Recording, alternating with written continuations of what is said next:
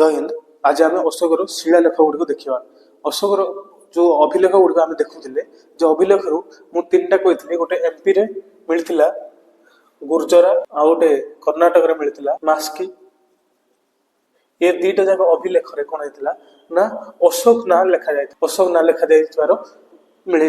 अन्य गुड़िक जो अभिलेख देखुले आम से देव नाम प्रियदर्शी खाली प्रियदर्शी लिखा जाऊला। सेमती आ गोटे देखी आम राजस्थान रे राजस्थान भब्रू अभिलेख भब्रू अभिलेख रे आम देखा पाई कौन लिखा ना सम्राट अशोक। तो आज आम से अशोकर शिलालेख गुड़ देखा।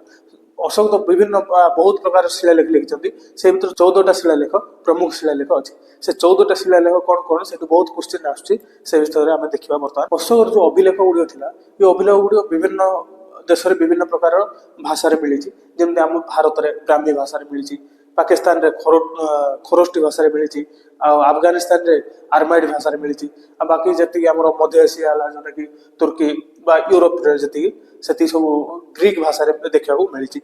आम भारत में जी मिली से सब ब्राह्मी भाषा सेमती पाकिस्तान रे जो मिली ये खरोष्टी भाषा मिली अभिलेख गुड़िक।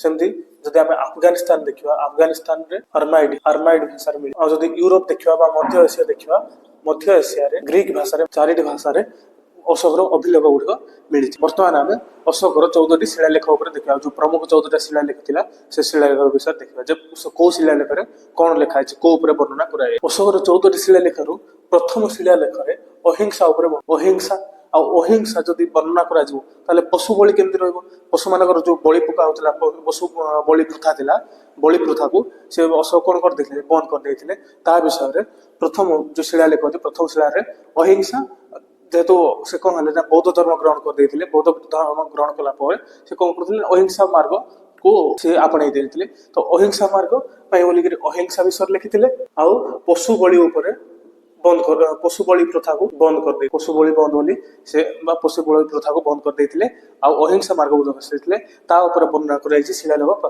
प्रथम शिलालेख। द्वितीय शिलालेख जब आम देखा द्वितीय शिलालेख पशु चिकित्सा वर्णना कराई पशु चिकित्सा द्वितीय जो शिलालेख थी अशोकर द्वितीय शिलालेख पशु चिकित्सा वर्णना है।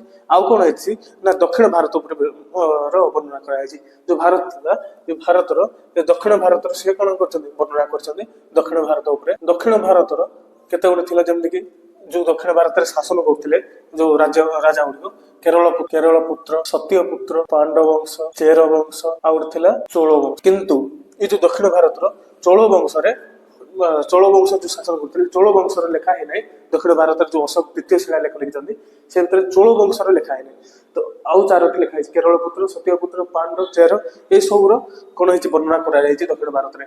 जदि आम चोल देखा चोल सब बड़ गोटे वंश था सी दी थर चोल वंश कौन है तार उत्थान होता किंतु चोल वंश वर्णना दक्षिण भारत जो अशोकर द्वितीय शिलालेख लिखा जाता चोल वंश वर्णना कराए। ये बार बार क्वेश्चन आसे जे 4टी मध्य क्यों शासक क्यों वंश विषय वर्णना कराए द्वितीय शिलालेख चोलर वर्णना कराए किंतु अन्य सब जगह वर्णना कराई केरल पुत्र सत्य पुत्र पांडव चेर ये सब विषय कौन कराए सब वंश मान विषय वर्णना कराई।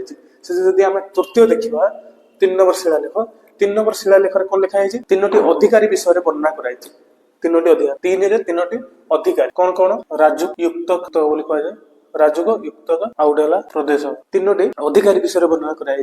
ये जो राजुक थे राजुक ये गोटे डीएम माने आमर कलेक्टर भाया से सब हेड रोते राज्य भार चल पारे। तो अशोक शिलालेख लिखिं मोर जमी गोटे माँ तार पुत्र को सावत माँ को देकर निश्चित भाव निश्चित हो रही जाए सेमती मु मोर प्रजा मान को राजुक हाथ में देकर मु मोर निश्चिंत हो रही जाऊँगी बोलिकी से कौन कर वर्णना कर शिलालेख गुड़िक से तो राजुक हाथ में दे से जो निश्चिंत हो जाते तो केते बड़ पदवी ना तो ये सब डीएम पदवी डीएम बर्तमान सेमती से 3टा अधिकारी भर सब बड़े राजुक आपर युक्त प्रदेश ये सब 3टी अधिकारी विषय वर्णना कराई 3 नंबर शिलालेख। 4 नंबर शिलालेख जब देखा ये भेरी घोष स्थान धर्म घोष भेरी घोष माने ये हूँ युद्ध और धर्म घोष हूँ बौद्ध धर्म। तो सी भेरी घोष जगह धर्म घोष वर्णना कर युद्ध न करके बुद्ध धर्म आपड़ा केमती आम धर्म नीति युद्ध न करवा से ସେ କଣ କରିଛନ୍ତି ଶିଳାଲେଖ 4 ରେ ବର୍ଣ୍ଣନା କରିଛନ୍ତି। ସେମିତି ଶିଳାଲେଖ ଯଦି ଆମେ 5 ନମ୍ବର ଦେଖିବା, 5 ନମ୍ବର ଶିଳାଲେଖରେ ଧର୍ମ ମହାପାତ୍ର ଜଣେ ଅଧିକାରୀ ଥିଲେ, ସେ ଅଧିକାରୀଙ୍କ ବିଷୟରେ ବର୍ଣ୍ଣନା କରାଯାଇଛି। ଧର୍ମ ନୀତିକୁ ଦେଖିବା ପାଇଁ ବୋଲିକିରି ଗୋଟେ ଅଧିକାରୀ ନିଯୁକ୍ତ କରାଯାଇଥିଲା, ସେ ଅଧିକାରୀର ନାଁ ହଉଛି ଧର୍ମ ମହାପାତ୍ର। ତା ବିଷୟରେ 5 ନମ୍ବର ଶିଳାଲେଖରେ କଣ କରାଯାଇଛି ବର୍ଣ୍ଣନା କରାଯାଇଛି। ସେମିତି ଶିଳାଲେଖ 6 ନମ୍ବର ଯଦି ଦେଖିବା, ଶିଳାଲେଖ 6 ରେ ଅଧିକାରୀ ମାନେ ଜନକଲ୍ୟାଣ ପାଇଁ ରାଜାଙ୍କୁ ଯେକୌଣସି ସମୟରେ ଭେଟି ପାରିବେ ବୋଲିକିରି 6 ନମ୍ବର କଣ କରାଯାଇଛି ଶିଳାଲେଖ ଲେଖା ହେଇଛି। ଅର୍ଥାତ ଯୋଉ ଅଶୋକଙ୍କର ଯୋଉ ଅଧିକାରୀ ମାନେ ଥିଲେ, ସେ ଅଧିକାରୀ ଗୁଡିକ କଣ କରିପାରିବେ ନା ରାଜାଙ୍କୁ ଦେଖା କରିପାରିବେ। ଜନକଲ୍ୟାଣ ପାଇଁ ରାଜାଙ୍କୁ 24/7 ଯେତେବେଳେ ବି ଚାହିଁଲେ ସେ କଣ କରିବେ ରାଜା ସହ ଦେଖା କରିପାରିବେ ବା ରାଜା ସହ ମିଟିଂ କରିପାରିବେ ବୋଲିକିରି ଅଧିକାରୀ ମାନେ ଅଶୋକଙ୍କର ଶିଳାଲେଖ 6 ରେ ଲେଖା ଯାଇଛି। ଶିଳାଲେଖ 7 ରେ 7 ନମ୍ବର ହଉଛି ସବୁଠୁ ବଡ ଶିଳା। ଯୋଉ 14ଟା ଶିଳାଲେଖ ଅଛି, ଅଶୋକଙ୍କର ପ୍ରମୁଖ 14ଟି ଶିଳାଲେଖ ଅଛି, ସେ ଭିତରୁ ସବୁଠୁ ବଡ ଶିଳାଲେଖ ହଉଛି କୋଉଟା 7 ନମ୍ବର ଶିଳା। ଆଉ ଏଥିରେ ଧର୍ମ ମାନଙ୍କର ସମାନତା ବିଷୟରେ, ଧର୍ମ ମାନଙ୍କର ସମସ୍ତ ଧର୍ମକୁ ସମ୍ମାନ ଦଉଥିଲେ, ଆଉ ସବୁ ଧର୍ମର ଭଲ ଗୁଣ ଗୁଡିକୁ ସେ ବାଛିକରି ସେ ସମସ୍ତ ପ୍ରଜା ମାନଙ୍କ ଭିତରେ କେମିତି ୟୁଟିଲାଇଜ କରିହବ ସେଗୁଡିକୁ ଦେଖୁଥିଲେ। ତ ଧର୍ମର ସମାନତା ବିଷୟରେ ସେ କଣ କରୁଥିଲେ ବର୍ଣ୍ଣନା କରୁଥିଲେ, ସେଟା ଶିଳାଲେଖ 7 ରେ ଲେଖା ହେଇଛି। ଆଉ 7 ନମ୍ବର ଶିଳାଲେଖ ଯୋଉ 14ଟା ଶିଳାଲେଖ ଅଛି, 14ଟି ଶିଳାଲେଖରୁ 7 ନମ୍ବର ଶିଳାଲେଖ ସବୁଠୁ ବଡ। 8 ନମ୍ବର ଯଦି ଶିଳାଲେଖ ଦେଖିବା, ଧର୍ମଯାତ୍ରାର ବର୍ଣ୍ଣନା କରାଯାଇଛି।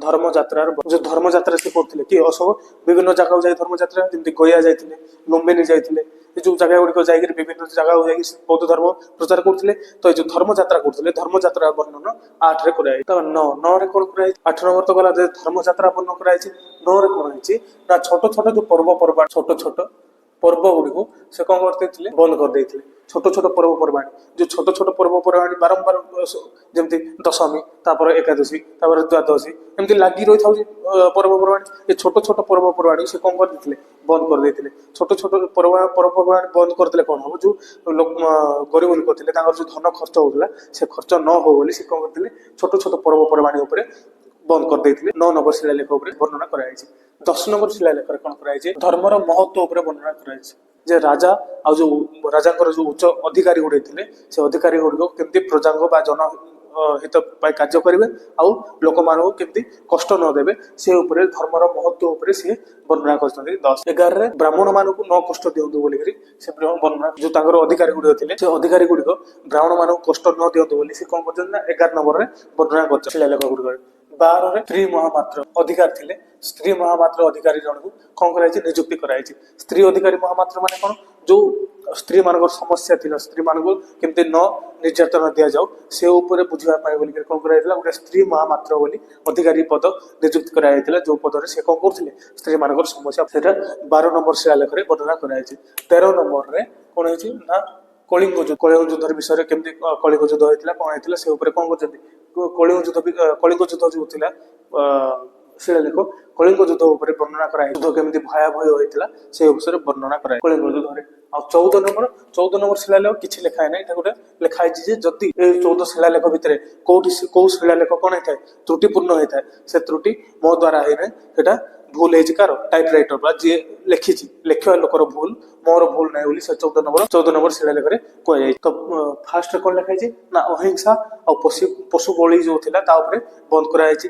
ଦ୍ୱିତୀୟରେ କଣ ହେଇଛି ନା ପଶୁ ଚିକିତ୍ସା ଆଉ ଦକ୍ଷିଣ ଭାରତର ଯୋଉ ବଂଶ ଗୁଡିକ ଶାସନ କରୁଥିଲେ ଦକ୍ଷିଣ ଭାରତରେ, ସେ ବଂଶ ଉପରେ ବର୍ଣ୍ଣନା କରାଯାଇଛି। କିନ୍ତୁ ସେଠି କାହାର ନାହିଁ ଚୌଳ ବଂଶର ବର୍ଣ୍ଣନା ଦକ୍ଷିଣ ଭାରତରେ ଯୋଉ ଅଶୋକଙ୍କର ଦ୍ୱିତୀୟ ଶିଳାଲେଖରେ ବର୍ଣ୍ଣନା କରାଯାଏ ନାହିଁ। 3 ନମ୍ବରରେ କଣ ଥିଲା ନା 3ଟି ଅଧିକାରୀ ବିଷୟରେ ବର୍ଣ୍ଣନା କରାଯାଇଛି, ଯେମିତି ଗୋଟେ ରାଜକ, ଯୁକ୍ତକ ଆଉ ଗୋଟେ ହଉଛି ପ୍ରଦେଶକ। ଏ 3ଟା ଅଧିକାରୀ ବିଷୟରେ 3 ନମ୍ବର ଶିଳାଲେଖରେ ବର୍ଣ୍ଣନା କରାଯାଇଛି।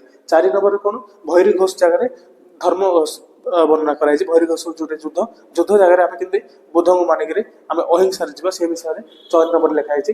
5 ନମ୍ବର ହଉଛି ଧର୍ମ ମହାପାତ୍ର, ଧର୍ମକୁ ମାନିବା ପାଇଁ ବୋଲି ଧର୍ମ ଉପରେ ଜଣେ ଧର୍ମ ମହାପାତ୍ର ଅଧିକାରୀ ନିଯୁକ୍ତି କରାଯାଇଥିଲା, ତା ବିଷୟରେ ବର୍ଣ୍ଣନା କରାଯାଇଛି। 6 ନମ୍ବରରେ ଅଧିକାରୀ ଯେତିକି ବି ଅଶୋକଙ୍କର ଅଧିକାରୀ ଥିଲେ ସମସ୍ତେ କେମିତି ଜନକଲ୍ୟାଣ ପାଇଁ ରାଜାଙ୍କୁ ଯାଇକିରି 24/7 ସଦାବେଳେ ରାଜାଙ୍କୁ ଭେଟି ପାରିବେ ସେ ବିଷୟରେ ବର୍ଣ୍ଣନା କରାଯାଇଛି। 7 ନମ୍ବର ସବୁଠୁ ବଡ ଶିଳାଲେଖ ଥିଲା, ଯୋଉଟାକି ଧର୍ମ ମାନଙ୍କର ସମାନତା ଉପରେ 7 ନମ୍ବର ଶିଳାଲେଖରେ କୁହାଯାଇଛି। 8 ନମ୍ବରରେ ଧର୍ମ ଯାତ୍ରାର ବର୍ଣ୍ଣନା କରାଯାଇଛି, ଧର୍ମଯାତ୍ରା ଅଶୋକ କରୁଥିଲେ ତା ବିଷୟରେ ବର୍ଣ୍ଣନା। 8 ନମ୍ବରରେ କରାଯାଇଛି। 9 ନମ୍ବରରେ କ'ଣ କରାଯାଇଛି ନା ଯୋଉ ପର୍ବପର୍ବାଣୀ ଗୁଡ଼ିକ ଥିଲା ତା ଉପରେ ବନ୍ଦ କରିଦେଇছে। ଛୋଟ ଛୋଟ ପର୍ବପର୍ବାଣୀ ଥିଲେ ସେଟା ବନ୍ଦ କରିଦେଲି। ବଡ଼ ବଡ଼ ଯେମିତି ଦଶହରା, ଦୀପାବଳି, ଆମର ଓଡ଼ିଶାରେ ଦେଖିବା ରଥଯାତ୍ରା ଆଉ କ'ଣ ଏମିତି ଯୋଉ ବଡ଼ ବଡ଼ ପର୍ବାଣୀ ଥିଲା ପର୍ବପର୍ବାଣୀ ତାକୁ ଚାଲୁ ରଖିଥିଲେ। କିନ୍ତୁ ଯୋଉ ଛୋଟ ଛୋଟ ପର୍ବପର୍ବାଣୀ ଥିଲା ତାକୁ ସେ କ'ଣ କରିଦେଇଥିଲେ ବନ୍ଦ କରିଦେଇଥିଲେ। 10 ନମ୍ବରରେ ଧର୍ମର ମହତ୍ଵ ଉପରେ ସେ ବର୍ଣ୍ଣନା କରିଛନ୍ତି। ଧର୍ମ କେମିତି ମହତ୍ଵ କାର୍ଯ୍ୟ କରେ, ଧର୍ମ ମାନିକି ଚଳିଲେ କେମିତି ମହତ୍ଵ ହୁଏ ସେ ଉପରେ ବର୍ଣ୍ଣନା କରିଛନ୍ତି। ଯେ ତାଙ୍କର ଅଧିକାରୀ ମାନେ କେମିତି ପ୍ରଜାମାନଙ୍କୁ ଜନକଲ୍ୟାଣ ପାଇଁ ସାହାଯ୍ୟ କରିପାରିବେ, କେମିତି ତାଙ୍କୁ ନ କଷ୍ଟ ଦେବେ ସେ ଉପରେ ବର୍ଣ୍ଣନା କରାଯାଇଛି ଧର୍ମର ମହତ୍ଵ ଉପରେ। 11 ନମ୍ବର କ'ଣ କରାଯାଇଛି ନା ବ୍ରାହ୍ମଣ ମାନଙ୍କୁ କଷ୍ଟ ନ ଦିଆଯାଉ ବୋଲିକି ସେ 11 ନମ୍ବର କୁହାଯାଇଛି। ଯେ ବ୍ରାହ୍ମଣ ତାର ଅଧିକାରୀ ଗୁଡ଼ିକ ବ୍ରାହ୍ମଣ ମାନଙ୍କୁ କଷ୍ଟ ନ ଦିଅନ୍ତୁ ବୋଲି 11 ନମ୍ବର ଶିଳାଲେଖରେ କୁହାଯାଇଛି, ବର୍ଣ୍ଣନା କରାଯାଇଛି। 12 ନମ୍ବରରେ କ'ଣ ହେଇଛି ନା ସ୍ତ୍ରୀ ମହାମାତ୍ର ଅଧିକାରୀ ଗୁଡ଼େ କ'ଣ କରାଯାଇଛି ନିଯୁକ୍ତି କରାଯାଇଛି। ସ୍ତ୍ରୀ ମହାମାତ୍ର କାହିଁକି ନା ଯୋଉ ସ୍ତ୍ରୀ ମାନଙ୍କର ଯୋଉ ସମସ୍ୟା ଗୁଡ଼ିକୁ ବୁଝିବା ପାଇଁ ବୋଲିକିରି ବା ସ୍ତ୍ରୀ ମାନଙ୍କୁ ଯନ୍ତ୍ରଣା ବା କଷ୍ଟ ନ ଦିଆଯାଉ ବୋଲିକି ସେ କ'ଣ କରାଯାଇଛି ସ୍ତ୍ରୀ ମହାମାତ୍ର ଗୋଟେ ଅଧିକାରୀ ନିଯୁକ୍ତି କରିଥିଲେ। ତାର 12 ନମ୍ବର ଶିଳାରେ ବର୍ଣ୍ଣନା କରାଯାଇଛି। କଳିଙ୍ଗ ଯୁଦ୍ଧ 13 ନମ୍ବରରେ କଳିଙ୍ଗ ଯୁଦ୍ଧ ଉପରେ ବର୍ଣ୍ଣନା କରାଯାଇଛି। ଆଉ 14 ନମ୍ବରରେ ସେ କହିଛନ୍ତି ଯେ ଯଦି 14 ଶିଳାଲେଖ ଭିତରେ କୋଉଠି ବି କ'ଣ ତ୍ରୁଟି ଥାଏ ତାହେଲେ ତ୍ରୁଟି ମୋର ନୁହେଁ ଟାଇପ ରାଇଟର ବା ଲେଖକର ଭୁଲ ବୋଲିକି ସେ କ'ଣ କରିଛନ୍ତି 14 ନମ୍ବରରେ ନିଜେ କହିଛି। ତ ଏମିତି ଆଉ କ'ଣ ହେଇଥିଲା ନା କିଛି ଗୁମ୍ଫା ଲେଖ ଗୁଡ଼ିକ ମଧ୍ୟ ଥିଲା।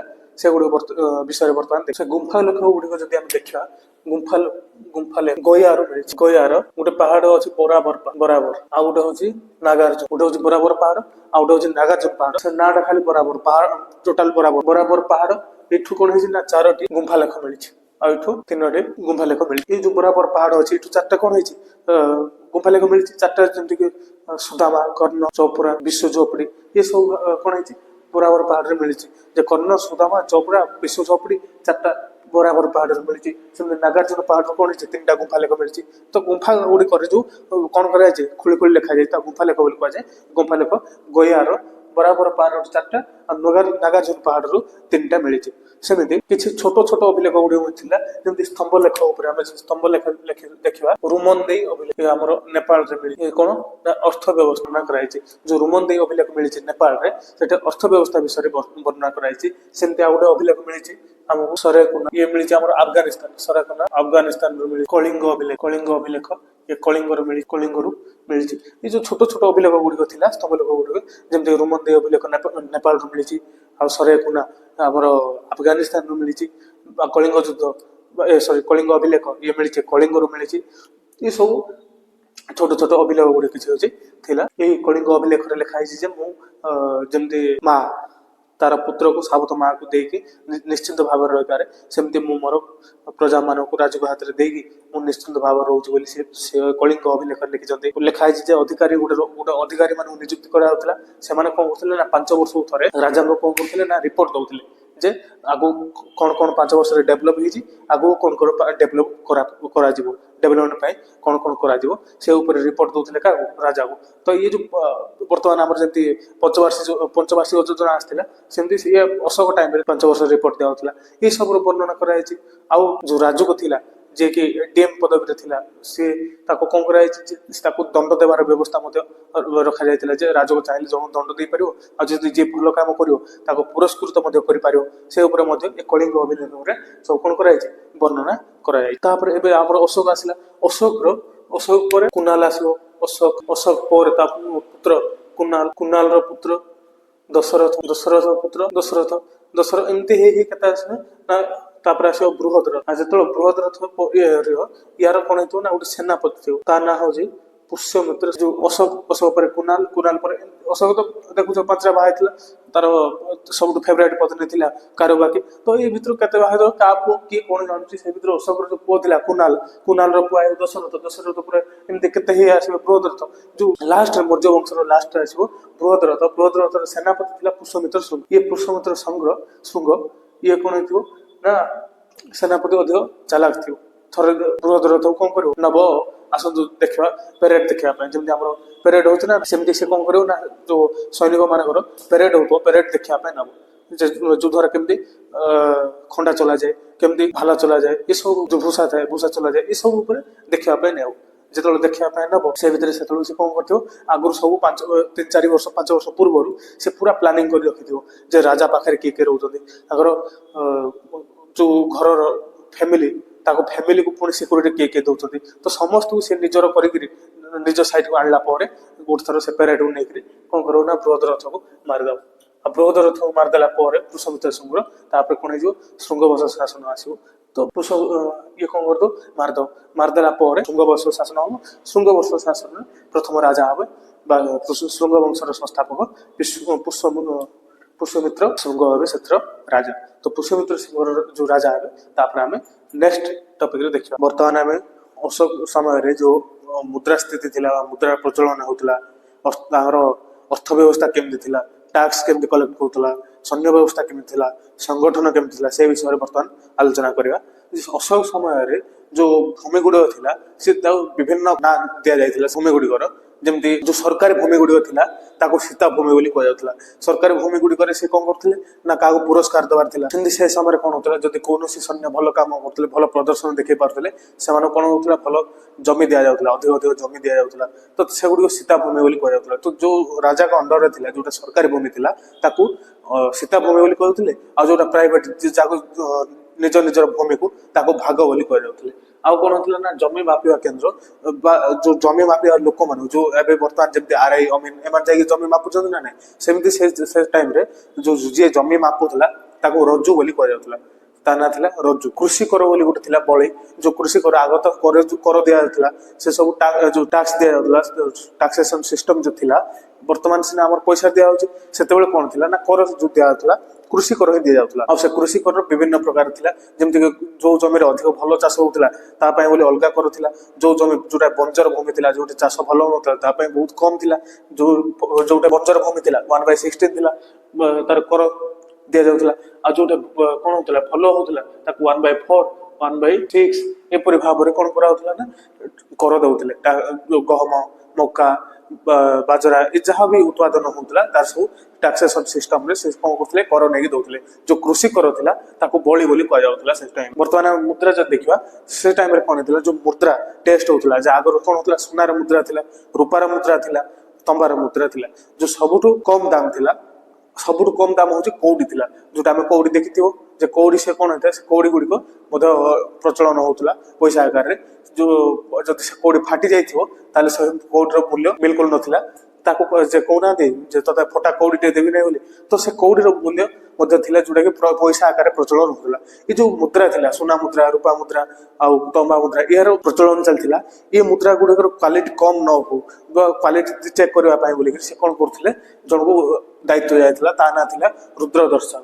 ରୁଦ୍ରଦର୍ଶନ ସିଏ କଣ କରୁଥିଲା ମୁଦ୍ରା ଗୁଡିକୁ ଟେଷ୍ଟ କରୁଥିଲା ଯେ ସୁନା ମୁଦ୍ରା ସେ ଅସଲି ସୁନା ନା ସେଟା ମିକ୍ସ ହେଇଛି। ରୂପା ମୁଦ୍ରା ଗୁଡିକ ସେ ଟେଷ୍ଟ କରାଯାଉଥିଲା ତମ୍ବା ମୁଦ୍ରା ଗୁଡିକ ଟେଷ୍ଟ କରାଯାଉଥିଲା। ଯୋଉ ଟେଷ୍ଟ କରୁଥିଲା ତା ନାଁ ଥିଲା ରୁଦ୍ରଦର୍ଶନ। ସେ ସମୟରେ ବିଭିନ୍ନ ପ୍ରକାର ମୁଦ୍ରା ଚାଲିଥିଲା ଯେମିତି ପଣ ବା କର୍ଷପଣ କର୍ଷପଣ ବୋଲି ଗୋଟେ ମୁଦ୍ରା ଚାଲିଥିଲା ଯୋଉଟା କି ରୂପାର ମୁଦ୍ରା ଗୁଡିକୁ କର୍ଷପଣ ବୋଲି କୁହାଯାଉଥିଲା। ପଞ୍ଚମାର୍କ ଆହତ ଏସବୁ ମୁଦ୍ରା ଚାଲିଥିଲା। ନିଷ୍କ ବୋଲି ଗୋଟେ ମୁଦ୍ରା ଚାଲିଥିଲା ଯୋଉଟା କି ସୁନାରେ ତିଆରି ହେଇଥିଲା। ସୁନାର ଯୋଉ କଏନ ଗୁଡିକ ଥିଲା ତାକୁ ନିଷ୍କ ବୋଲି କୁହାଯାଉଥିଲା। ତମ୍ବାର ଯୋଉଟା ଦିଆଯାଇଥିଲା ତାକୁ ମାସ୍କ ବୋଲି କୁହାଯାଉଥିଲା। ଆଉ ଯୋଉଟା କଉଡି ଗୁଡିକ ତ ତମେ ଦେଖିଥିବ କଉଡି ଗୁଡିକ ପ୍ରଚଳନ ହଉଥିଲା। ଏ ସବୁ ମୁଦ୍ରା ବ୍ୟବସ୍ଥା ଅଶୋକ ଟାଇମ ଚାଲୁଥିଲା। ସଂଗଠନ ଗୁଡିକୁ ଦେଖିବା ସଂଗଠନ ସେ ସମୟରେ କଣ ହେଇଥିଲା ନା ଗୋଟେ ଶ୍ରେଣୀ ବୋଲି ଥିଲା। ସେ ସଂଗଠନ ନାଁ ଶ୍ରେଣୀ ବୋଲି ଥିଲା। କାହା କୁହାଯାଉଥିଲା ଶ୍ରେଣୀ ନା ଯୋଉ ଶିଳ୍ପକାର ଗୁଡିକ ଥିଲେ ଯୋଉ ଡିଜାଇନର ଗୁଡିକ ଥିଲେ ଯୋଉ ଡିଜାଇନ କରୁଥିଲେ ସେମାନଙ୍କର ଯୋଉ ସଂଗଠନ ଥିଲା ତାକୁ ଶ୍ରେଣୀ ବୋଲି କୁହାଯାଉଥିଲା। ସେମିତି ନିଗମ ଯୋଉ ବେପାରୀ ମାନେ ଥିଲେ ଯୋଉ ବେପାରୀ ମାନେ ଯାଇକିରି କଣ କରୁଥିଲେ ବେପାର ବାଣିଜ୍ୟ କରିକି ଆସୁଥିଲେ ସେମାନଙ୍କୁ ନିଗମ ବୋଲି କୁହାଯାଉଥିଲା ସେ ଟାଇମରେ। ଆଉ କଣ ହଉଥିଲା ନା ଗୋଟେ ଥିଲା ସ୍ୱାର୍ଥବାହ କଣ ଥିଲା ନା ଯୋଉ ବେପାରୀ ମାନେ ଥିଲେ ଯୋଉ ବେପାରୀ ମାନଙ୍କର ଟିମ୍ ଥିଲା ଯେମିତିକି ଧରାଯାଉ ଓଡିଶାରୁ ଏବେ ଯିବେ କୋଲକାତା କି ବାହାର ରାଜ୍ୟ ଗୁଡିକୁ ଯାଇକିରି ବେପାର କରିକି ଆସିବେ ତ ସେମାନଙ୍କୁ ଯୋଉ ପୁରା ଟିମ୍ ହେଇକି ଯାଉଥିଲା ପୁରା ଟିମ୍ ହେଇକି ଯିବେ ତାଙ୍କର ଶଗଡ଼ରେ ଖାଦ୍ୟ ପଦାର୍ଥ ବଳଦ ଗୁଡିକ ହଉ କିମ୍ବା ଘୋଡା ହଉ ଯୋଉ ଶଗଡ଼ରେ ନେଇକି ଯିବେ ତ ସେମାନଙ୍କୁ ପୁଣି ତାଙ୍କ ପାଇଁ ଖାଇବା ଯିବ ଏମାନଙ୍କର ମାଲ ଯିବ ଯୋଉ ମାଲ ପରିବହନ କରି ନେବେ ସେମାନେ ବିକିବା ପାଇଁ। ଏ ସମସ୍ତେ ଯୋଉ ଗୋଟେ ଟିମ୍ ଯାଉଥିଲା ତାଙ୍କ ପାଇଁ ରୋଷେଇ ଟିମ୍ ଯାଉଥିଲେ ଯେ ରୋଷେଇ କରିବେ ସେମାନଙ୍କୁ ଖାଇବା ଦେବେ ରେଷ୍ଟ ଦିଆହବ ପୁଣି ଗୋଟେ ଜାଗାରେ ରହିବେ ପୁଣି ଆଉ ସକାଳ ପାଇଲେ ଆଉ ଗୋଟେ ଜାଗାକୁ ଯିବେ। ତ ଏଇ ଯୋଉ ଚାଲିଥିଲା ବେପାରୀ ମାନଙ୍କର ଟିମ୍ ସେ ବେପାରୀ ମାନଙ୍କ ଟିମ୍ କୁ ସ୍ୱାର୍ଥବାହ ବୋଲି କୁହାଯାଉଥିଲା ଆଉ କେବଳ ବେପାରୀ ମାନଙ୍କୁ ନିଗମ ବୋଲି କୁହାଯାଉ ସୈନ୍ୟ ବ୍ୟବସ୍ଥାର ମୁଖ୍ୟ ଥିଲେ ରାଜା ରାଜାଙ୍କ ତଳେ ଥିଲେ ଅମାତ୍ୟ ଯାହାକୁ ଆମେ ରାଜୁକ ବୋଲି କହୁଥିଲେ ଅଶୋକ ସମୟରେ ରାଜୁକ ଥିଲେ ବା ଅମାତ୍ୟ ଥିଲେ ଯିଏ ଥିଲେ ପ୍ରଧାନମନ୍ତ୍ରୀ ତା ତଳେ ହଉଥିଲେ ସେନାପତି ଏମିତି କଣ ଥିଲା ସୈନ୍ୟ ବ୍ୟବସ୍ଥା ଥିଲା ସୈନ୍ୟ ବ୍ୟବସ୍ଥା ଯୋଉ ଥିଲା ସେ ନନ୍ଦ ବଂଶର 3 ଗୁଣ ନନ୍ଦ ବଂଶ ଧନାନନ୍ଦକୁ ହରେଇଲେ ନା ନାଇଁ मौर्य वंशर स्थापक चंद्रगुप्त मौर्य नंदवंश हरैले ना ना तो सी जो हरैले नंदवंशर 3 गुण सेना कार 3 गुण सैन्य बाहिनी का पाखे मौर्य वंश पाखे से आउ कौन होते ना अस्थायी सैन्य व्यवस्था थी अस्थायी सैन्य व्यवस्था कौन जमी बर्तमान आम अग्निवीर बाहर ना 3 वर्ष तुम जा कौन कर युद्ध क्षेत्र युद्ध तुम सैन्य बाहिनी रुणी तुम फेरिक आसबारी सेमती अस्थायी सैन्य व्यवस्था कौन थी मौर्य वंश टाइम चालू रही है किसी गोटे प्रमुख अधिकारी गुड़िक थे प्रमुख अधिकारी गुड़िक जमी कौन ना कृषि विभाग जो प्रमुख अधिकारी थे कृषि विभाग जी देखा रखा करते जो प्रमुख अधिकारी थे सीताध्यक्ष कहला सीताध्यक्ष कौन सीताध्यक्ष मुझे आगुरी कही सीता भूमि बोली कहते सरकार भूमि गुड़िक तो ये जो सीताध्यक्ष थे सीताध्यक्ष कौन करते ना कृषि विभाग क्या जमी दिखाई कृषि किए के टैक्स दब से कृषि उपर विभाग जहाँ थिला ताकू कहुला तार प्रमुख को सीताध्यक्ष बोली कहुला सेमती जन थे अकराध्यक्ष ये खनन विभाग जो खनन होता लुहार लुहा उत्पादन होता ना खनन कर लुहा उत्पादन खनन है से कौन होता टांगिया कोड़ी शावल ये सब उत्पादन होता तंबा उत्पादन होता खनन करते तो ये सब खनन विभाग था तार मुख्य को अकराध्यक्ष बोली कहुला सेमती कौन अच्छे ना मुद्रा जो मुद्रा प्रचलन हम जो मुद्रा जो तैयारी हम बर्तमान जमी आम नोट तैयारी होची कॉइन तैयारी होची ना सेमती से टाइम कौन होता जो मुद्रा तैयारी होता से मुद्रा केमती नकली मुद्रा न हो तो ताकू देखा रेखा करने बोलिकी जनक प्रमुख रखा जाता लक्ष्मणाध्यक्ष लक्ष्मणाध्यक्ष सी कौन करते ना मुद्रा को देखुले मुद्रार केमती नकली न हो से ऊपर से ध्यान दौले सेमती राक्षिक थिला राक्षिक जन थे राक्षिक राक्षित बोली कहुए सी कौन करते पुलिस विभाग अधिकारी थे पुलिस विभाग बा देश सुरक्षा देवा दायित्व ये राक्षिक सेमती कौन था कोषाध्यक्ष थे शनिदाता जो कोषाध्यक्ष बोले कौन जो टैक्स कलेक्ट हम जो कर हम कर आणिक पुणी गोटे जगह रखा हम ना जो रखा हम किए रखा कोषाध्यक्ष रखिए कहला शनिदाता बोली शनिदाता जी की से कौन करते टैक्स कौ राज्य कौ प्रांत आगू आम देखा प्रांत कौन जमी आम बर्तमान देश देश पर गोटे छोट छोट राज्य तो राज्यर पुणी डिस्ट्रिक्ट तो ये जो राज्य गुड़िक थी से समय थी प्रांत तो ये जो प्रांत गुड़िक कौन हम जो टैक्स कलेक्ट आसो रखापी बोलिकी तार प्रमुख थे कहला शनिदाता बोली आ जो टैक्स जी कलेक्ट करते कहला समा जे टैक्स कलेक्ट करते जाकि टैक्स कलेक्ट करवा लोक समाहर्ता बोली कहला आंटिबिक जन थे जंगल अधिकारी थे फॉरेस्ट डिपार्टमेंट मुख्य बा प्रमुख थे कहुए कौन आंटिबिक बोलिक से कौन करते ना जंगल अधिकारी भाव नियुक्त होते जे कि पूरा जंगल रे जमी अधिक गछ कटा हवा ना कि वन्यजंतु को अधिक वन्यजंतु मारिबा ना ता ऊपर नहीं से कौन करते जंगल अधिकारी नियम कानून कहला आंटिबिक बोली अशोक समय जो न्याय व्यवस्था थिला सी 2 प्रकार थिला गोटे थिला धर्मस्थली आ गोटे कंटक सदन जमी बर्तमान आम देवानी आउ फौजदारी 2 प्रकार जमी न्याय व्यवस्था अच्छी सेमती से समय कौन होता ना 2 प्रकार न्याय व्यवस्था थिला गोटे थिला धर्मस्थली आ गोटे कंटक सदन ये जो धर्मस्थली थिला धर्मस्थली को ही देवानी अदालत कहला आ ये कंटक सदन हो ये फौजदारी भाई थिला जो धर्मस्थली थिला ये कौन होता ना टंका पैसा जमी विवाद ये सब ये कौन करता समाधान करता आ जो कंटक सदन थिला ये फौजदारी भाया ये कौन कर ना मारपीट गंडगोल जाली पुड़े देवा केरोसिन ढाली पुड़े देवा तो ये जो व्यवस्था अपराध गुड़िक मर्डर काम गुड़िक कंटक सदन न्याय व्यवस्था कौन करते समाधान करते तो 2 प्रकार थिला से समय कौन होता गुप्तचर व्यवस्था गुप्तचर गोटे होता स्थायी भाव में आउ जन होता अस्थायी भाव में स्थायी भाव में गुप्तचर जमी कोठे गोटे कौन हम गोटे एरिया को जन पठाई सी कौन कर गोटे दुकान खोलिक बेपार वाणिज्य व्यवसाय कर पुणी से जगार सहित कौन कर डाटा कलेक्शन करके सी राजसिंहासन को पठेब सी हूँ स्थायी भाव में गोटे जगह रही से कौन करता गुप्तचर भाव में कार्य करूला आउ कौन थे केत जन अस्थायी भाव थे आज ये काली से परदिन आउ गोटे जगह एमती से कौन करते भ्रमण करके कौन कर डाटा कलेक्शन करेंगे से अस्थायी गुप्तचर बोली कहुला से समय 2 प्रकार थी गोटे हूँ संचार आ गोटे संस्था जो संचार था ये कौन थी ना अस्थायी भाव में संचार से कौन कर बुलिक डाटा कलेक्शन करेंगे गुप्तचर भाव में से कहला संचार आ जो मैंने स्थायी भाव में होते संस्था बोली कहला जो गुप्तचर व्यवस्था थी जो प्रमुख थिला गुड़ पुरुष बोली कहुला गुड़ पुरुष बा महा अमात्येश्वर बोली कह जो गुप्तचर मान जो प्रमुख थे से प्रमुख गुप्तचर विभाग जे प्रमुख थे कह गुड़ पुरुष बा महा अमात्येश्वर बोली कह से टाइम जो प्रशासनिक क्षेत्र जो देखा प्रशासनिक सबुठ ऊपर थे राजा जे पूरा देश कंट्रोल करते राजा तले थे प्रांतपति प्रांत बोले बर्तमान जमी आम देश में राज्य गुड़िक अच्छी सेमती से समय कौन होता ना देश राजा प्रांत गुड़िक से प्रांत गुड़िक जदि आम देखा मौर्य काल में से 4टी प्रांत थिला किंतु पर जो अशोक आसिले से कौन करते प्रांत संख्या 5टी कर अशोक कौन करते कलिंग युद्ध कर कलिंग भी मिसई देते मौर्य शासन जो मौर्य साम्राज्य तो से प्रांत संख्या 5 हो जाता पूर्व प्रांत संख्या 4 थी ये जो प्रांत गुड़िक थी प्रांत गुड़िकर मुख्य को प्रांतपति बोली कहुला तो राजा राजा तले प्रशासनिक क्षेत्र में प्रांतपति थे प्रांतपति तले थे विषपति बोली कहुला जो विष माने जो आमर बर्तमान जमी राज्य में कौन अच्छी जिला गुड़िक अच्छी सेमती से समय विष बोली कहुला जिला गुड़िक तो कहुच्छे विषपति से विषपति थे प्रांतपति तले विषपति तो विषपति तले थे गोप जो गोप बोले कौन ना 10टा गाँ को लेकर गोटे गोप दिया हैंडल करता जी कंट्रोल करता गोप बोली कहुला 10टा गाँ को से कंट्रोल कर 10टा गाँव पुणी जो गाँ को पलि आसो गाँ को जी कंट्रोल करता मुखिया बा ग्रामीण बोली कहुए बर्तमान ग्रामीण माने गाँव में रोकवा समस्त अधिवासी को आम ग्रामीण बोली कही से समय ग्रामीण बा ग्रामिक बा मुखिया बोली कहुला जो गोटे गाँव गोटे मुख्य लोक थे प्रमुख लोक को कौन कहला ग्रामीण बोली कहुला यहपरी भाव में कौन होता प्रशासनिक क्षेत्र चलता मौर्यकाल समय से 4टा थी ये कलिंग कलिंग कौन करते सी आक्रमण कर कलिंग जो मौर्य साम्राज्य मिसी जाता अशोक समय प्रांत संख्या 5 होता पूर्व मौर्य साम्राज्य 4टी प्रांत अशोक कौन करते ना धर्मावलम्बी थे सबू धर्म को से मानुले जमी से बौद्ध धर्म कौन करते ग्रहण करते कि से सब धर्म मानुले जमीक ब्राह्मण भिक्षुक मान अत्याचार न करूँ तो ब्राह्मण आम सनातन धर्म को ही ब्राह्मण धर्म बोली कहुला से ब्राह्मण भिक्षुक मान ब्राह्मण मान गोटे मुख्य जीविका थी से भिक्षा मागिकी पेट पोषुले कर्मकांड करते तो ये ब्राह्मण आ भिक्षुक मान आम अधिकारी मैंने अत्याचार न करूँ बोली से कौन करते शिलालेख लिखिं पुणी अहिंसा से कौन करते अहिंसार विरोध अहिंसार सपोर्टर थे हिंसा न करके अहिंसा मार्ग में आम लोक बुझेगा अहिंसा मार्ग में आम कौन भी कार्य करवा बोली से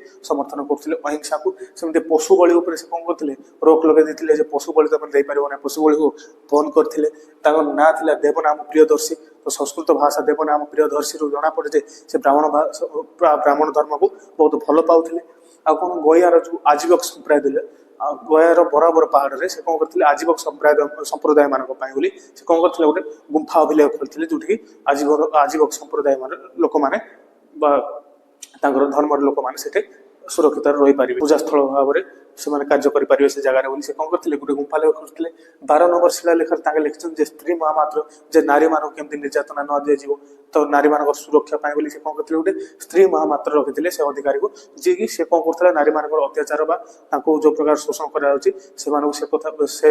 दुख बुझी से कौन कर नारी मान सुरक्षा दब आ कौन होता ना विधवा पुनर्विवाह होता जो विधवा मान कम बयस तो बह हो जाता झील मान से समय कौन होता जो मैंने विधवा हो जाते जो 20 वर्ष 22 वर्ष 25 वर्ष भर जी विधवा हो पुणी तार तो जीवन जाक अच्छी से चलने तो सी जीवन जाक केमती चलो से कौन करते ना पुनः विधवा पुनर्विवाह करते जो मैंने चाहिए बह कर आ कौन होता ना बेश्यावृत्ति जो बेश्यावृत्ति चलता बेश्यावृत्ति जो मैंने करुले से रूपजीवी बोली कहुला से रूपजीवी मान जो मुख्य थे देखा रखा करने मुख्य को गणिका दक्ष बोली रूपजीवी मान बेश्यावृत्ति कर रूपजीवी मान जो प्रमुख थे जो देखा रखा करते कहला गणिका दक्ष बोली तो बर्तमान साम्राज्य देखिले जमीक यार हरिअंग जो हसेन मशहूसा होची यार सर्ट फॉर्म जमी मन रखापी हरिअंग वंश आम देखिए आसिले सहरे श्री सुनाग वंश नरे नंद वंश मरे मौर्य वंश आम देखिले मौर्य वंश अशोक पर मुझे आपको कही अशोक कुनाल एमती लास्ट को आसवे बृहद रथ को मारदेव शुंग वंशर पुष्यमित्र शुंग ये पुष्यमित्र शुंग कौन कर मारदेव मारिकी से कौन कर राज कर पुष्यमित्र शुंग पुष्यमित्र शुंग टाइम कौन हम ना द्विथर कौन हम ना यमन आक्रमण हम यमन माने एपट कौन करेंगे ना आक्रमण करेंगे पुष्यमित्र शुंग टाइम पुष्यमित्र शुंग टाइम जो आक्रमण करेंगे पुष्यमित्र शुंग कौन कर प्रथम थर भी एमन मान हराई दब द्वितीय थर भी कौन कर एमन मान हराई दब तो ये आमको आगू देखा आ पुष्यमित्र संघर गोटे पुओ थिला अग्निमित्र से कौन दक्षिण दक्षिण टाइम दक्षिण भारत में कौन होता ना विद्रोह चलता दक्षिण भारत में से कौन करथिला पुष्यमित्र संघ तार पुत्र अग्निमित्र दक्षिण भारत में कौन कर पठे जा दक्षिण भारत जो विद्रोह होता शांत कर ये जीव दक्षिण भारत को शांत करने से समय कौन हो दक्षिण भारत में ये शांत तो कर पुणी आउ फेर ना न फेर जो पुष्यमित्र संघ डाउट पड़ो मो पुत्र ठीक रे अच्छे ना ना कहीं किसी तार खबर मिलूना से आसला पर जना पड़ो ये सहित से कौन हो ना जनर प्रेम चक्कर में पड़ जाइए झील ना हूँ मालविका जो अग्निमित्र ये दरबार रोथे कालिदास कालिदास ये दी जनकर लिखिदे पुस्तक जे मालविका अग्निमित्रम ये जो दी जन मिसेक लव स्टोरी से लिखि कालिदास तार ना पुस्तक हूँ मालविका अग्निमित्रम ये आगो आम देखा।